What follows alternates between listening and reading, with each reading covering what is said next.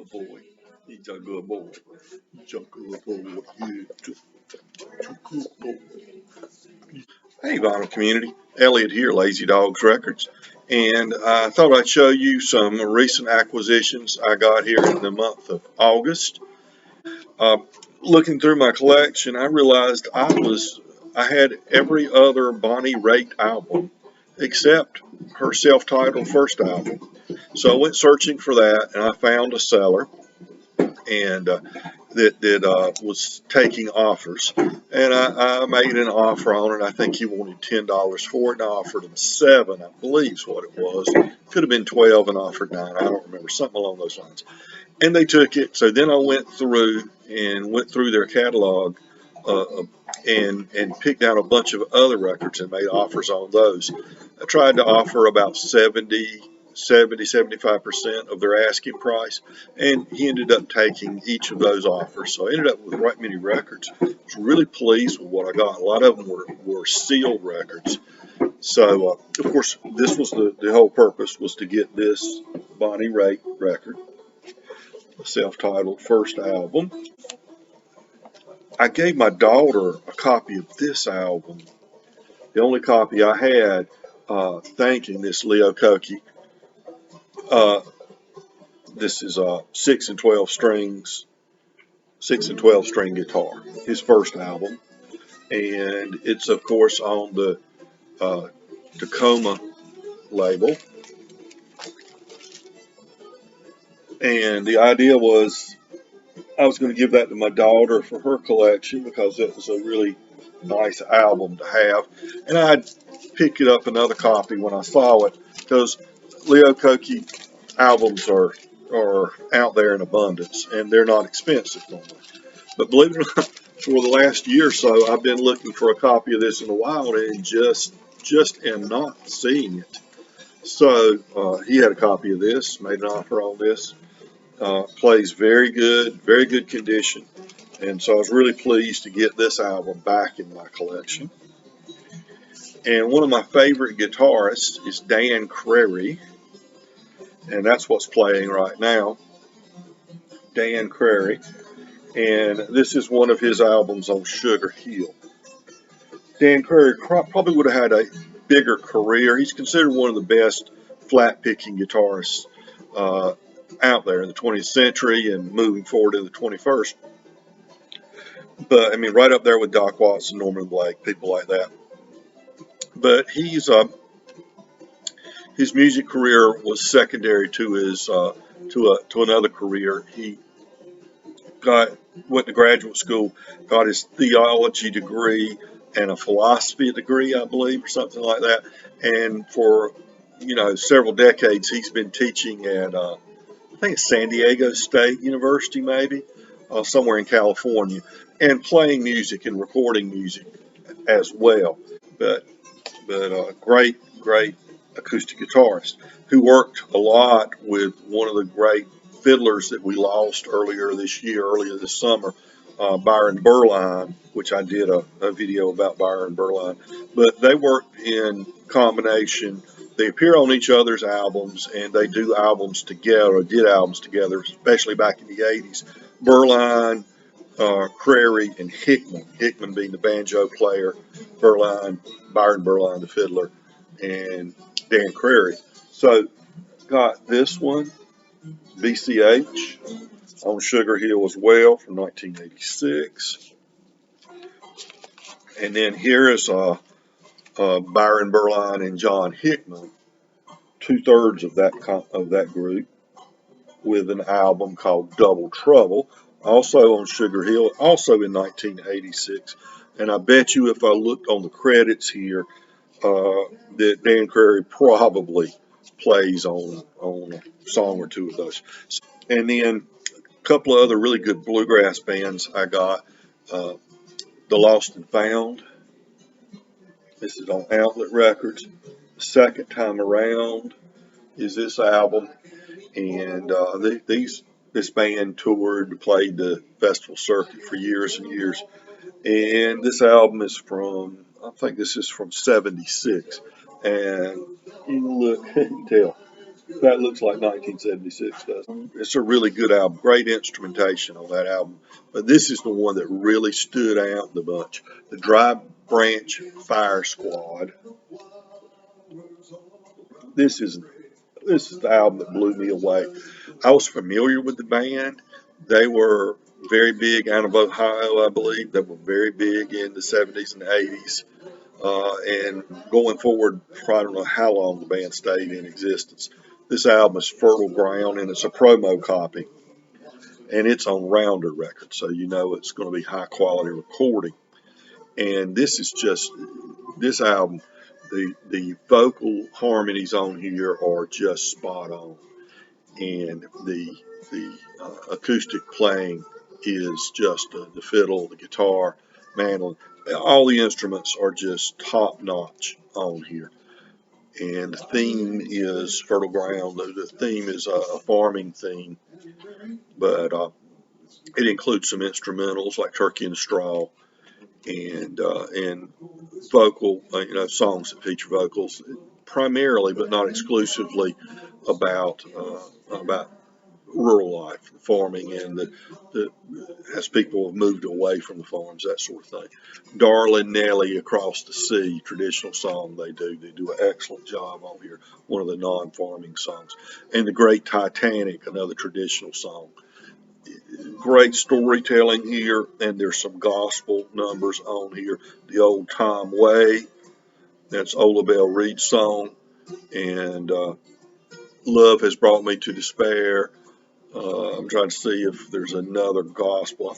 I seem to recall a couple of gospel songs, but just some great album from this Ohio band, the Dry Branch Fire Squad. You see any of those? Highly recommend it. And a classic recording, Lester Flatt and Earl Scruggs with Mother Maybelle Carter. I was glad to pick this up. They did combo albums. They did one with Doc Watson. They did this one, Mother Maybelle. So it's the first time I've had the opportunity to get a good, clean copy of that. And favorites of Clint Howard and Doc Watson and the Blue Ridge Mountain Boys. Anytime I can pick up a Doc Watson. Now, I wasn't familiar with this particular album. It's on a subsidiary called Rutabaga Records. Subsidiary, I can't say it. An subsidiary of Old Homestead Records out of Brighton, Michigan. This is from 1988. Clint Howard and Doc Watson. Music from the North Carolina Appalachian region. Now, going back pre-bluegrass here, Gil Tanner and the Skillet Lickers, one of the big bands of the 30s. These are original 78 records that were needle dropped to make this recording, and it's featuring Riley Puckett and Clayton McMitchen. Very early fiddling. It's recorded from 1924 to 1934. Gil Tanner and the Skillet Lickers. Now, fair warning, if you remember this was a different place and different time, there's some derogatory words here in some of the songs that I don't think they had any ill will. It was just a different place and a different time, using terminology we would not even dream of using today. Eddie Adcock on CMH Records. This is Guitar Echoes. Eddie Adcock's background is in bluegrass, but this isn't really a bluegrass album. He's playing electric guitar on this album, so it's kind of a hybrid. Okay. I got this one as well in that collection. Gamble Rogers.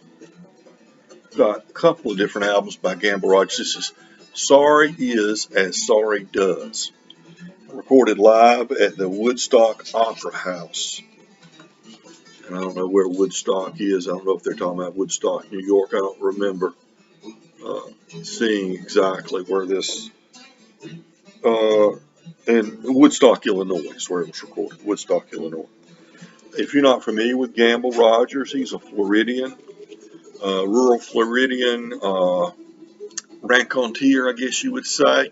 The next record, one of my favorite country singers that you would have heard on the radio and would have been on tour of the bars in the 1970s was Gene Watson. And I've got most of his albums, but I didn't have this one. This was a sealed album. And this is Paper Rosy. And this is on Capitol. Trying to see what year. I think it was about 78 or something like that. But 77. A really good country singer. Uh, Not quite honky tonk. You could argue that it was honky tonk, but not quite honky tonk. Not quite traditional, but not pop either. You know, it's somewhere uh, in just a pure country singer, I guess you would say. Gene Watson. Highly recommend him. You know, if that's what you're into, if you don't care anything about that, avoid it. But if you like just good plain old country singing, country arrangements, then Gene Watson has a great catalog of music. From that same seller, I also got this. You know, Van Morrison albums tend to be on the used market so expensive. So I was real pleased that I could get Moondance at a good price. Now I paid much more for this than I did these other records that I got from this seller. But still, I mean, I think he wanted 29 for it or something like that, and I offered them 22. Looking at what these sell for in very good plus condition, you know that's a good price, and he accepted that. Now, if I had offered that and that was the only one I was going to buy from him, he might not have. But considering I bought 14 records from him, he took that as well. And so I ended up ordering 14 records from this particular seller. And great seller because he ended up throwing in three more records, three Bonnie Raitt records. Now, I've got all those Bonnie Raitts, but I can always give a copy to my daughter or somebody else that collects records or that listens to albums, things like that. Or it, you know, depending on the condition they're in, and they seem to be in really good condition, they may well actually be an upgrade condition-wise to the Bonnie Raitt album I already have. So didn't ask him to do it. He just did it out of kindness of his heart. Right, Chester? That's right. Uh, and the last two records I'll show you, I ordered outside of, well, one of them I got from Discogs, but from a different seller. Uh, this one I got from Rough Trade, I believe. And I pre-ordered this. Drive-By Truckers. And this is called Plan 9 Music. It's a 3-record set, but it's not a gatefold or a trifold. It's just a thicker spine so that all 3 records could fit in there. I'm recording at a small record store in Richmond, Virginia, and it was done. There was a spree murder where a family was murdered and some other people were murdered in Richmond, Virginia, and it was the Brian and Kathy Harvey family, I believe. And they have a memorial endowment fund. And they did that concert at this little record shop as a fundraiser for that endowment. They were murdered they were very randomly, home invasion, and the whole family sadly was murdered. And he was a musician.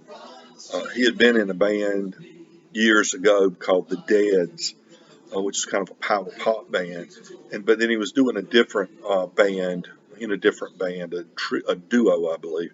At that point, it was pretty popular. That was I can't remember the name of the band anyway, but you know they were regular on the circuit, playing all over the country, where the Drive-By Truckers were in 2006.